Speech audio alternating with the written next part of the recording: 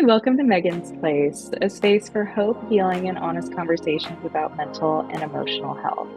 I'm Meghan Fouad, an associate marriage and family therapist, and I believe that sharing our stories can break isolation, reduce stigma, and remind people that they're not alone in what they're feeling or experiencing. Today, I am honored to be joined by writer, speaker, and diversity advocate LeRon L. Barton, who has spent more than 2 decades working in the tech industry and sharing powerful reflections on race, belonging, and mental health. Thank you so much for being here today, LeRon. I'm so excited to hear more about you. And if you'd like to begin with that too, sharing a little bit about yourself and the work that you do, that'd be amazing. Wonderful. Thank you for having me on the program, Megan. My name is LeRon Barton. I'm a writer, author, speaker.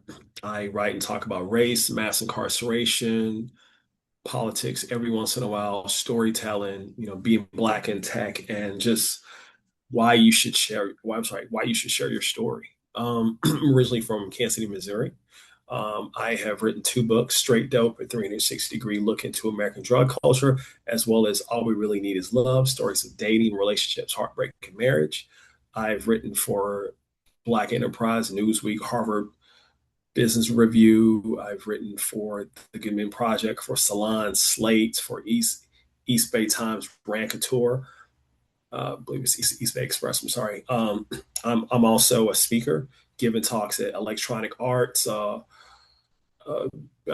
HCA, Ring. I'm also a 4-time TEDx speaker and giving talks at among other places, Oxford, at the Oxford Student Union. My lady got me this sweatshirt, so I'm just kind of rocking it out today. And yeah, I'm just really excited to be on this program. So thank you. Awesome. Well, thank you for so much for sharing a little bit about your background and that side of things. Absolutely. I'm really excited to talk more about that today. And I had the joy of getting to listen to some of your TEDx talks, and specifically the one, "The Power of Sharing Your Story," Sure. made a really big impact when I was listening. And it's Thank because you. you speak about the impact of hearing Thank stories you. from people who look like you. And Yes. Yes, ma'am. when did you realize that sharing your own story could help other people feel less alone? So I guess it's because, being a writer, Megan, when I would write for the Good Men Project, would just write these stories about being Black in America, and people would say, "Oh my God, yo, I can so relate to that. You know, I know what you're talking about. I've been through that." Excuse me. And so seeing that, my story kind of resonated, I began to do it more and more, just on like different platforms. And so that really, it was a confidence booster, but I also believe that there weren't a lot of people that look like me or were from where I'm from talking about things like that in the way that I was talking about it. I write the way that I talk. And so, sometimes use a little slang. I just there's just a way that I communicate, and it just sort of that's the way that I talk, and I just felt that people could resonate with that. So that's when I really realized, telling your story was really important. And then in 2018, when I did my first TEDx, how I overcame the fear of my stutter, Megan, like when it came out, so many people hit me up, was like, "Oh my God, yo, I have a stutter. What you were talking about, I go through it." And so I just realized, I'm like, I need to keep at just talking about what I go through, because people are it's resonating with people. Yeah. And I think that it's so important because you really touched on that idea that there aren't many people doing what you have been able to do at this point. And, there really was, I guess, a hole in the messaging out there because there was no one really speaking for the people that aren't seen as much and that, maybe don't have as many, I guess, front facing people in the media. Right. And so, taking on that role that you have is so important because you've allowed people to say, Thank you. there is so much value in the words that they have to share. Absolutely, 100%. Um, and, I You was know, also really lucky to read some of your articles. Um, thank you. That's and so, in your article about being a Black man in tech, you described what it feels like to walk into a workplace and realize that you're the only one who looks like you. What, right. and you don't have to answer this, of course, but That's I'm all good. curious, what is the emotional toll of carrying that experience day after day? Very good question. So, in some ways, being the only one, it means that for me, that, my words and actions will be met with a certain level of scrutiny, right? Because here's the thing, right? To get into these spaces, to get into these places where you're the only Black person, you've had to work really, really hard, right? Obviously in life, nothing is given. Much of everything is earned. Well, to to myself, but like we live in a system of racism, white supremacy, anti-Blackness. So sorry. So having to get to those places, so like a lot of scrapping, a lot of just hard work and just, luck. And being that I'm there, knowing that no one else has my experience, you know what I mean? There's really no one else to kind of lean on. I mean, there is no one there that can really see it the way that I can see it. And so it can be lonely. Yeah, I remember when years ago I wrote this article for the Rancateur, and it was about how culture fit is can be used as a disguise for discrimination. And I never forget it, Megan. This one man that I talked to, he said, uh, being Black, it's like being on an island by yourself, right? And so, it's you are you you're alone. You know what I mean? So it's a lot of it's a lot of loneliness, and just, it's just, it takes a lot. And plus, some of us, not myself, but some of us feel like we have to debunks the like negative stereotypes, right? You're like, well, I got to prove them that I belong here. And I'm like, I I used to feel like that when I was younger, but now I'm like, listen, like, I made it here. It's not an accident. So, I don't have to prove anything to anybody. But I mean, that's what it could feel like.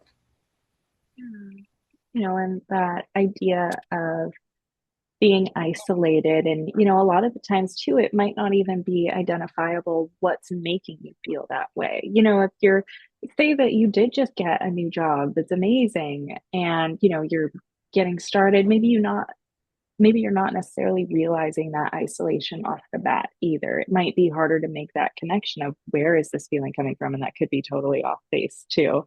But it might take some discovery too for some people to figure that part out of where is this feeling arising from. Right. But yeah, I appreciate you sharing that because, again, these are ideas that it's not something that, with the privilege that I hold, that I've ever experienced in a workplace. And I Right. think that that's why that idea of sharing your stories is so important, because most Right. people who don't share that same experience aren't going to know. And then people listening in who Absolutely. do have that experience, they're going to be like, wow, I feel like someone hears me right now. And I feel like someone has stood in my shoes before. Right. Got it. No, no, I mean, like, that's one of the reasons why that I wrote that article, is because, I just want people to know, like, that they're not alone. A lot of times when you're Black and when you experience, these, racism, or just like the microaggressions, it's like people think, oh, am I imagining something? Is this really happening to me? Am I blowing this out of proportion?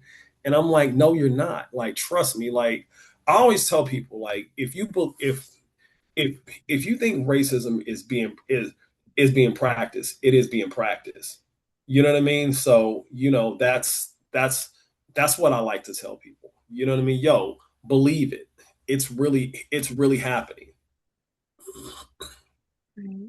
And a lot of people may not necessarily like to acknowledge that. There might No, be a lot more behind that, but it's very important that it is acknowledged because no matter how much work is put in, it's still deeply ingrained in our society from a systemic standpoint, even. understood.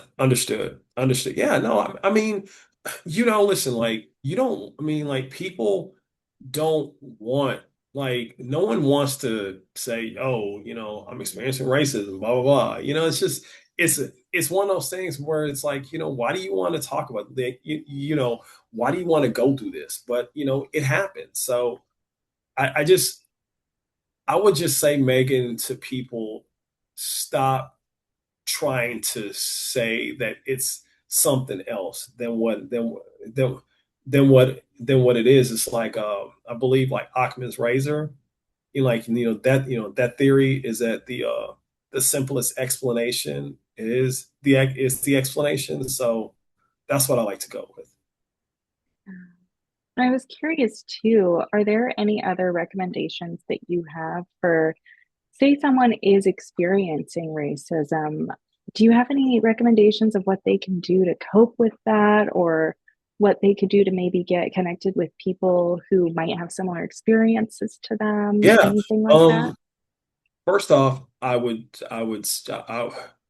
say, don't deny it, believe it, like, realize that is happening. Secondly, there is power in community. There is power in talking with people who sort of experience the same issues that you. I would say, write everything down. Like, documentation is very, very important, right? So, you know, if there is a point where you have to go to your higher ups, as they say, then you can have I'm sorry, then you can have documentation with, the name, date, the time, what was said. Like, just try to recall everything that you can. You know what I mean? So it's because you don't want, like, oh, this, you don't want to have like a vague explanation. You can say, no, this person said this at this time at this date. And just, I would say, don't be afraid to address it. Megan, I've always said that I am a part of a community. I'm not an individual, right? So because of that, my actions impact those that are coming behind me. So it's up to me to call this stuff out to make the road easier for the younger folks. You always want to leave a situation better than when you found it. And one of the purposes in life is to pave the road for folks that are coming behind you. So I don't want people to just keep on experiencing like the same stuff when I could have called it out. And listen, calling it out is not easy, right? Because repercussions are illegal, but they happen. So I understand that. This is not to victim blame, to do anything like that. We have to look at the bigger picture here. Yes, you are a victim, but how about we stop this and battle the system so none of us can be victims? You know what I mean? That's such an important point, LeRon, because so many people don't, maybe they don't have the tools to take that step, or maybe they've been told in the past that they shouldn't take that step, they shouldn't speak out. It could be that they're being shut down at some point. And so, I do hope that the listeners there today can, hear this from you, and maybe they can take that first step too. If they're facing injustices, speaking up and taking those steps, doing that documentation like you suggested, doing all of those things that maybe they didn't know was in their power before. Absolutely. And, I am just so grateful again that you were able to come on today and share your experience. And I didn't know, and also get the tips too. I didn't know if there was anything else that you wanted to add, or any other things that you wanted to leave the listeners with today. Yeah, what I want to tell people is, your voice matters, right? Your story matters. When I sat out to write my second TEDx, I had a really good friend of mine that said, when you tell your story, you document that you were here, right? Like Megan was here with this podcast. And it's really important that we stand up and let people know, hey, what I have to say matters. We can't do this just for our own grandizement, right? You know what I mean? Like, our own you know, just vanity. When I write Megan, when I give a talk, when I give a story, I'm writing it and I'm giving it so that it can help other people. We have to come from a perspective of serving. You know what I mean? Because I tell you something. I when my first TEDx came out, right, and I would say it's a pretty big success, and there were a lot of people. I mean, there's look, there's like over 70 million people around the world that have a stutter, right? And one of the best conversations I ever had was I worked with this young girl. She was in high school, and she had to give a presentation, and so I talked to her. Sorry about that. I talked to her for about I talked to her like 2, 3 times, and I'm just kind of coaching her through it.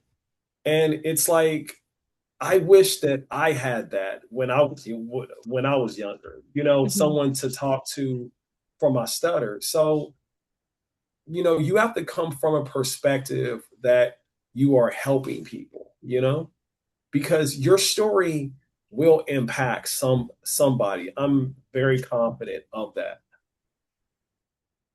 Absolutely. And, I think that's such an important message to leave the listeners with because, sometimes maybe people just don't know that their story is, no matter what your story is, it's worthy of being shared. And, you have a legacy no matter what it is. Every person is Absolutely. beautiful and they all have beautiful parts. They all have beautiful stories.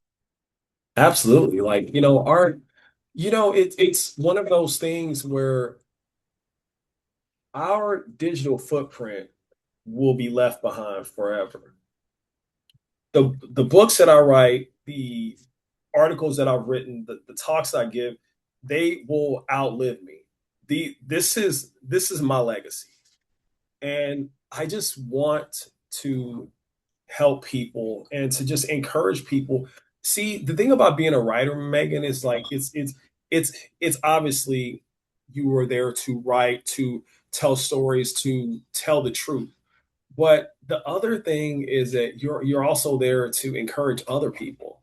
And so I just think that I don't want to be the only person out here doing this. I know that I'm not, but I just want other people to say, okay, I picked up a pen or I started on a podcast and YouTube and whatever because I heard LeRon.